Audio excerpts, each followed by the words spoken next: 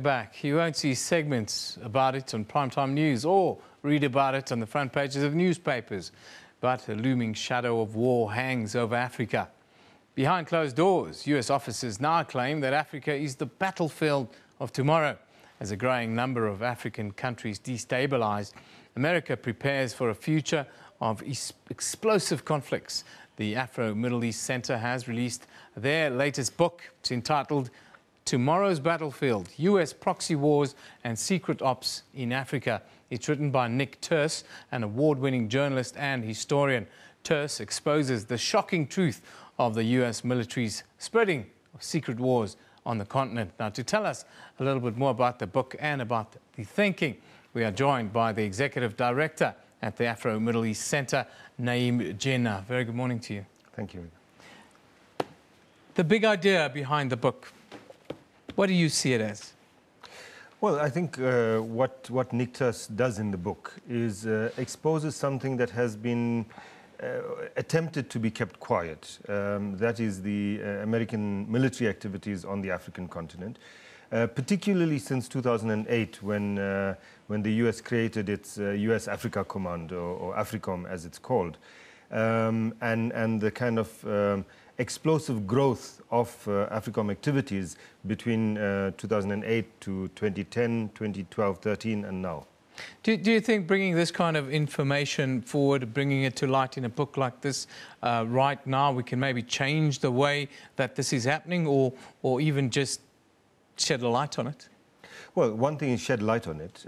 For us also, as Africans, to bring it to the notice of African citizenry, ordinary citizens, about what's happening, and also about the complicity of our own governments on the continent with these kinds of activities taking place and with allowing the growth of US military activities on the continent. Which are these activities that you see on the continent right now that are the most concerning or are the most pressing ones to look at and come up with a solution if there can be such a thing?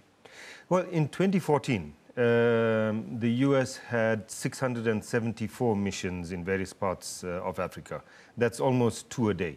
Now, these include things like training exercises, but they also include actual involvement in warfare. Yeah. Of course, in the past few years, the big one, of course, was US involvement in Libya. Yeah. And the fallout of that Libyan adventure we saw in Mali, we saw in Niger, other parts of that part of the continent.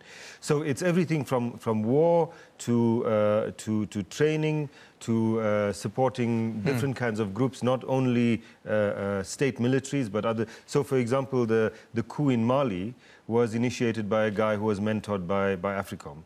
A group in the DRC that was exposed by the UN for committing mass rapes, etc. People were trained by AFRICOM. We see the refugee crisis, it ties in directly to this. Just give us your view how these kinds of interventions, military interventions, play out in the kinds of refugee crises that we see, not just heading into Europe, but elsewhere in Africa.